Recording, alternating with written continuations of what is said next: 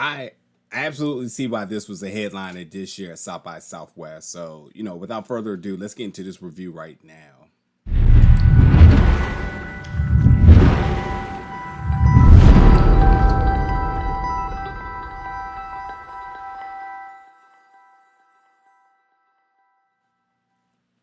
What's up, everybody, and welcome back to the channel today for another review. So today we're reviewing one of the headliners of this year's South by Southwest Film Festival.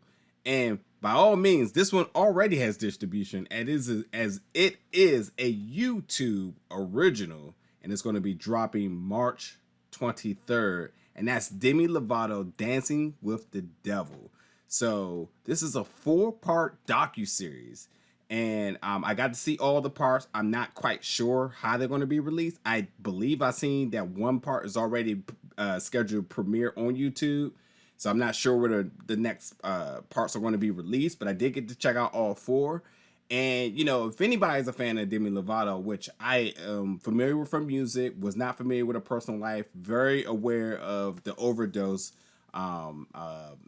nearly fatal accident that she had with this a couple of years back. But this documentary highlights that. She tells it all. She becomes overly honest about everything that goes on.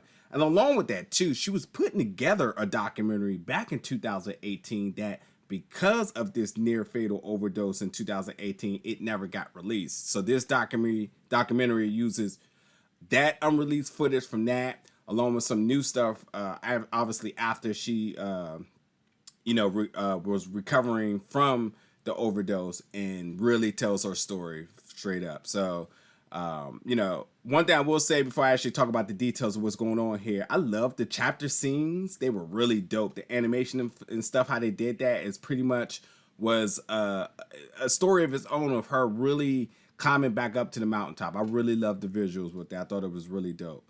But this documentary was super deep, super powerful, and Demi was super vulnerable. Again, she let it all be known. And Demi, who has one of the best voices in Hollywood, she talked about, the struggles with addiction. Her father who died of an overdose. So, she's dealing with this genetic illness of that. And, doctors say that people who ultimately become addicts genetically is the cause about 40 to 60%. So, because of the things that her father dealt with, who did not get a second chance, she did.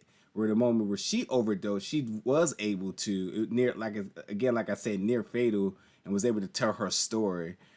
So this documentary shows images of her partying a month before the overdose, her partying the night of the overdose. I mean, I don't know much about drugs, but hearing what she called her cocktail of choice, I mean, she was mixing coke and Xanax, and then she was mixing crack and heroin. And then her supplier laced her supply with fentanyl. So she just really did it all. Legitimately, when she was naming all the stuff that she was trying, I don't know what she's talking about, trying it all together or over a period of time.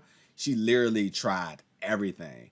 And the result of this overdose gave her 3 strokes, a heart attack. She can't drive now. She's blind. She has blind spots in her eyes. She has multiple organ failures. She shouldn't be alive. And she even admitted it. She's absolutely, it's a miracle that she's alive, considering everything that she had to deal with.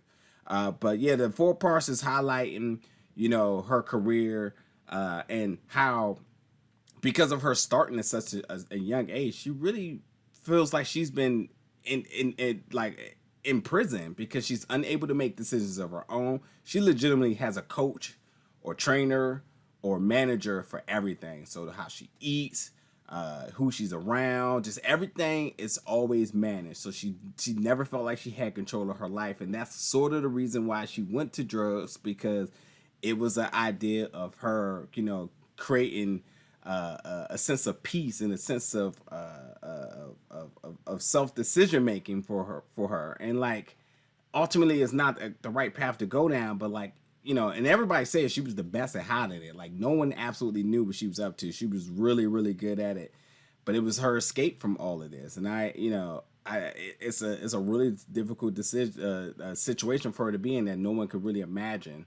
Like, imagine you being a person that a person is hired just to see how much you eat, and everyone around you also has to manage is how much they eat because they don't want to be an influence for her because she dealt with an eating disorder and other mental health issues as well.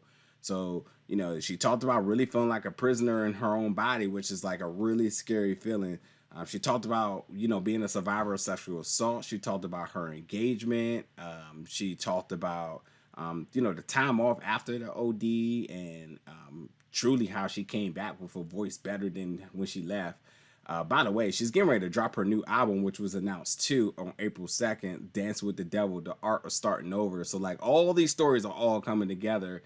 And obviously, the journey that she's been through is told through this documentary and as well as going to be told through that album. There is some cameos in this documentary as well. Elton John, Will Ferrell, Christina Aguilera, who appeared and really talked about their testimony along with dealing with addiction and or their story with her. But even with all of this, she was super honest and super vulnerable, and she even admitted that throughout all of this, she still isn't completely sober. She does some weed and she does drinking in moderation, which everyone would agree that there is no such thing as moderation.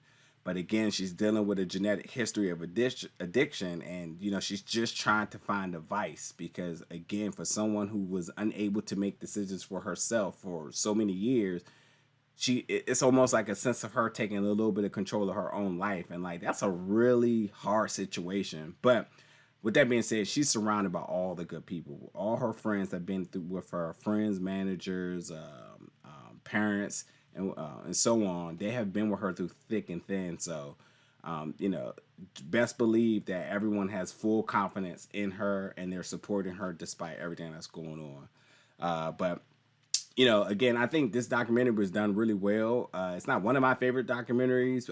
There was no musical performances in it, maybe one, but nonetheless, it did tell a lot about her personal life. And anybody who's a fan of hers, I'm sure there's going to be a lot of things that you're interested in. So for the ones who aren't really big fans of her, it was just a really good, well put together documentary that was interesting, that really spoke about drug addiction, and this information can truly help the next person as she leaves it all out on the line and hides nothing. So again, folks, this is going to be dropping on YouTube as a YouTube original March 23rd. It made its premiere at South by Southwest this year, but it will ultimately be available for viewers as it is a headliner this year. So it's already has its distribution, like I said, and it's one of the biggest projects to come out this year in this film festival, so I had to check it out. But nonetheless, folks, let me know in the comments what you thought about this film when you check it out, and as always, stay tuned because we got more reviews coming soon.